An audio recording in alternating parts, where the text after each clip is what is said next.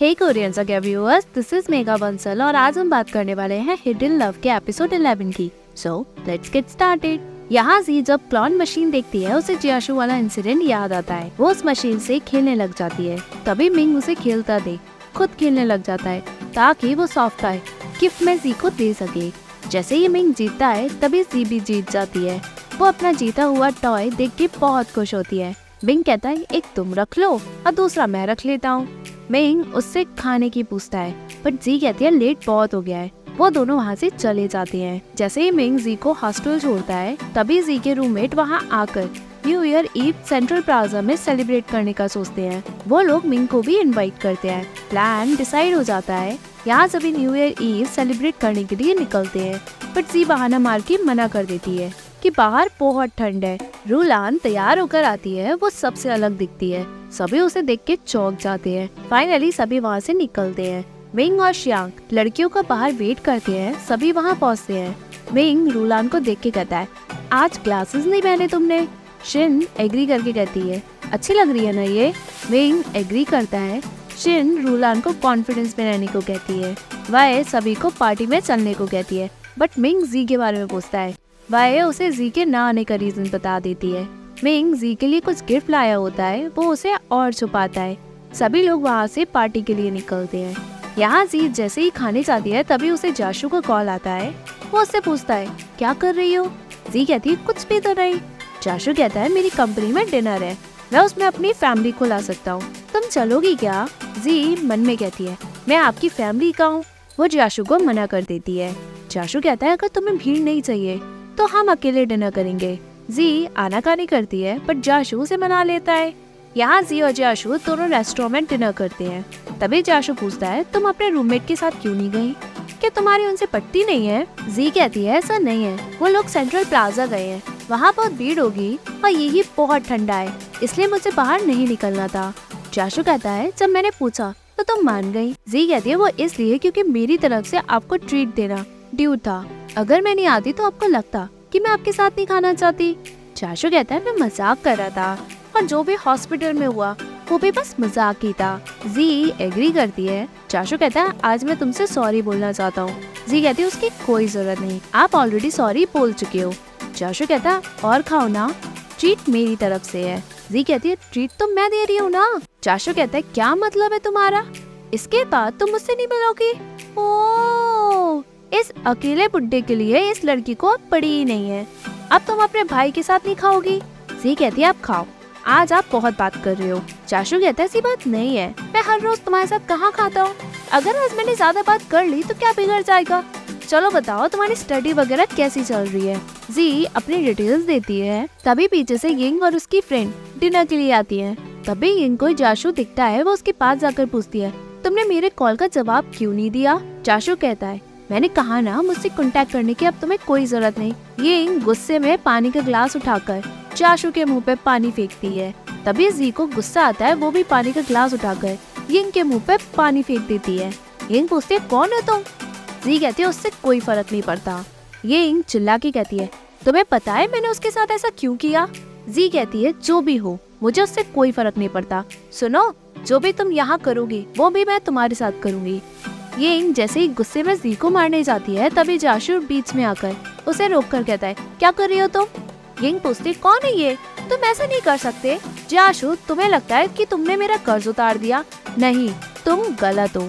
वो कर्ज अगर तुम पूरी जिंदगी भी चुकाओगे तब भी वो पूरा नहीं होगा। तभी कुछ स्टाफ मेंबर यिंग को बाहर ले जाते हैं। जाशु जी से पूछता है अब तुम ठीक हो। जी कहती है हम यहाँ से चलते हैं। जी जाशु का हाथ पकड़ के उसे बाहर ले आती है और उसे कोट देकर कहती है ठंड है इसे पहन लो। जी उसके मुंह से पानी पोंछती है और स्कार्फ उसके गले में पहनाती है। वो उसका ख्याल रख के पूछती है कौन थी वो। जाशु कहता है वो इम्पोर्टेंट नहीं है, वो मेरे फादर की कर्जदार है। जी को इनके फ्लैशबैक याद आते हैं। वो कहती है वो उससे मिली जब मैं आपके घर सामान लेने गई, तब आप हॉस्पिटल में थे। जाशु पूछता है उसने तुम्हें कुछ किया तो नहीं। जी मना करके कहती है क्या वो आपसे मिलने आई थी उस वक्त। जाशु एग्री करता है। जी पूछती है क्या हर बार वो ऐसा ही करती है। जाशु मना करता है। जी कहती है अगर वो आपके फादर की कर्जदार है तो इसमें आपका कोई लेना देना नहीं है, आप उससे बुली न हो। जाशु मना करके कहता है वो मुझे बुली कैसे कर सकती है। जी जाशु के चेहरे के घाव को देखती है और उस पे क्रीम लगाकर पूछती है, आपको दर्द हो रहा है क्या? जाशु मना करके जी को देखता रह जाता है। वो उससे सब चीजों के लिए थैंक्स कहता है। तभी स्नोफॉल होती है। जाशु को कुछ अजीब और प्यारा सा एहसास होता है। जाशु उसे पहली बार अलग नजरिए से दिखता है। जी विश मांग के कहती है, सारी बुराइयां जाशु से दूर रहे। मैं विश करती हूँ कि कोई उसके पास रहे और वो इंसान सिर्फ मैं ही हूँ। जी जाशु से पूछती है, विश नहीं मांगोगी क्या? ये तो साल की पहली स्नोफॉल है। जाशु कहता है, यहाँ स्नोफॉल नहीं होती। जब मैं हाई स्कूल में था तब स्नोफॉल हुई थी। जी कहती है, मतलब मैं लकी हूँ। जाशु कहता है, मैं भी लकी हूँ क्योंकि मैं तुम्हारे साथ स्नोफॉल एंजॉय कर पा रहा हूँ। क्या फर्स्ट स्नोफॉल में विश पूरी होती है? जी एग्री करती है। जाशु विश मांगता है कि जी हमेशा खुश और हेल्दी रहे और मैं भी। जी पूछती है, क्या मांगा आपने? जाशु कहता है, अगर बता दूंगा तो पूरी कहाँ होगी? तुमने क्या मांगा? जी भी कहती है, अगर मैं बता दूंगी तो पूरी कहाँ होगी? दोनों हंसते हैं। जी मोमेंट एंजॉय करती है।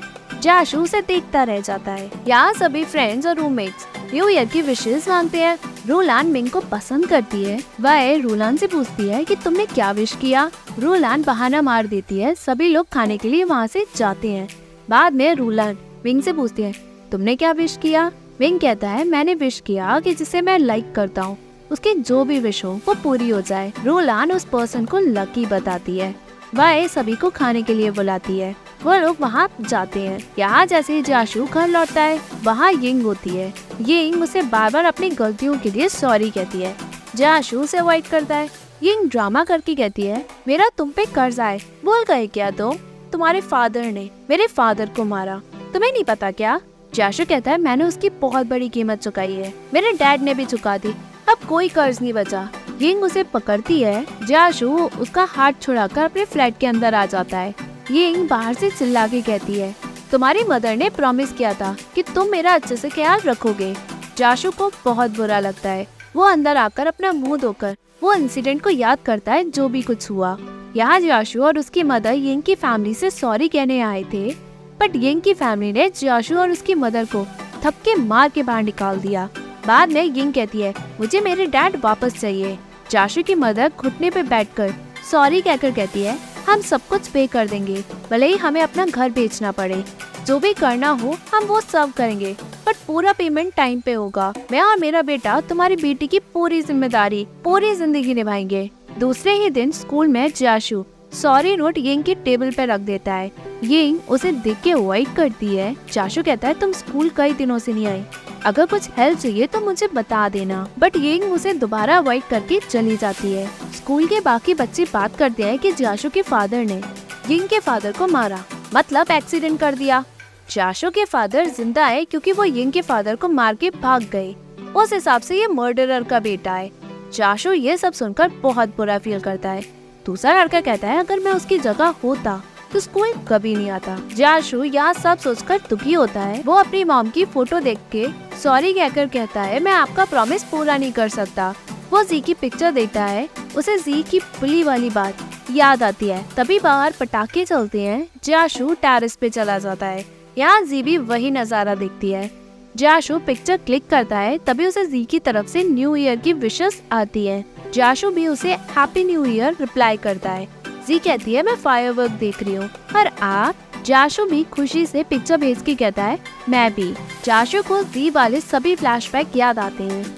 वो जी को अलग नजरिए से देखने की सोचता है, बट उसे जी की बात याद आती है, ये मेरे पार्टनर नहीं बन सकते क्योंकि ये मेरे डैड की एज के हैं। वो बस फायरवर्क्स देख के खुश होता है। रात में वो जी के नोट्स को निहारता है। तभी फई का मैसेज आता है, मैं शादी करने जा रहा हूँ। जाशु रिप्लाई करता है। तभी फई का कॉल आता है। वो अपने प्रपोजल वाली स्टोरी उसे बहुत एक्साइटेड से बताता है। जाशु कहता है, मुझे तो हो रहा है, तुमने कहा था कि तुम मेरे साथ हमेशा सिंगल रहोगे। फई कहता है, मैं मजाक कर रहा था। जाशु उसे कंग्रेचुलेट करता है। फई पूछता है, तुम्हारी ब्लाइंड डेट का क्या हुआ, कोई पसंद आई क्या तुम्हें? जाशु को जी की यादें याद आती है। फई पूछता है, कुछ तो है, बताओ। जाशु बहाना मार के कॉल कट कर देता है। तभी मन में सोचता है, ये मैं क्या सोच रहा था। वो जी के नोट लिख कर कहता है, किडो। जी यहाँ वय और रूलान के साथ जाती है।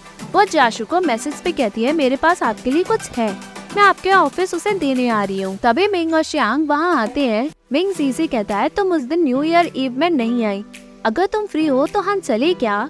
जी कहती है एग्जाम आने वाले हैं, हम एग्जाम के बाद चलेंगे। मिंग कहता है ठीक है, एक नया बार खुला है, क्यों ना हम उसमें चले। वही भी आज ही ट्राई करने को कहती है, पर जी मना करके कहती है मुझे ये इलेक्ट्रॉनिक कैमरा अपने रिलेटिव को भेजना है। वो ये कहकर वहाँ से चली जाती है। यहाँ जाशु अपनी कंपनी की मीटिंग में डिस्कशन करता है। मीटिंग ओवर हो जाने के बाद वो जी का मैसेज देख के पूछता है कहाँ हो तुम? तभी सियोन जाशु को बताती है नीचे यिंग ड्रामा कर रही है, मैंने सिक्योरिटी को उसे अंदर आने के लिए मना कर दिया है। जाशु जी को कॉल करता है, तभी उसे नीचे जी आती हुई दिखाई देती है। वो नीचे भागा भागा जाता है। सामने यिंग ड्रामा करती है, सिक्योरिटी गार्ड उसे रोकते हैं। जाशु बैक गेट से बाहर निकलता है, तभी उसे जी दिखाई देती है। वो उसे साइड में ले जाकर हड़बड़ा के कहता है तुमने कॉल का रिप्लाई क्यों नहीं किया? जी कहती है सॉरी, मेरे मोबाइल की बैटरी खत्म हो गई थी इसलिए। जाशु कहता है तुमने मुझे पहले इन्फॉर्म क्यों नहीं किया? जी कहती है मैंने किया, मैसेज भेजा, आपने नहीं देखा? जाशु डर के कहता है शायद मैं बिजी था, देख नहीं पाया। जी कहती है कोई बात नहीं, वो उसे कैमरा देती है। तभी जाशु कहता है अगली बार मेरे घर और मेरे ऑफिस में बिन बताए मत आना। वो उसे यिंग से बचाने की कोशिश करता है। जी मिसअंडरस्टूड करके एग्री करती है और उसे वो इलेक्ट्रॉनिक कैमरा देकर कहती है इसे आप अपने गेट पे लगा देना ताकि कोई आपको हैरेस न कर सके। ये आपके फोन से कनेक्ट हो जाएगा, अगर आप चाहो तो इसे पुलिस को भी दे सकते हो। जाशु खुशी से उसे थैंक्स कहता है। जी क्लासेस का बहाना मार के वहाँ से चली जाती है। जाशु कैमरा देख के खुश होता है, बट जी का मुंह यहाँ लटक जाता है। एपिसोड के एंड से पहले एपिलॉग में दिखाया जाता है जब जाशु वापस घर लौटता है, उसे जी का दिया हुआ कैमरा दिखता है। वो उसे निकाल कर अपने गेट पे इंस्टॉल करके अपने फोन से कनेक्ट करता है। तभी एपिसोड एंड होता है। Hey viewers, if you like this video, please like, share and subscribe this channel. Don't forget to follow me on Facebook page Korean Jagya and Instagram account korean.jagya. You will find it very easily. Thank you guys for loving me this way.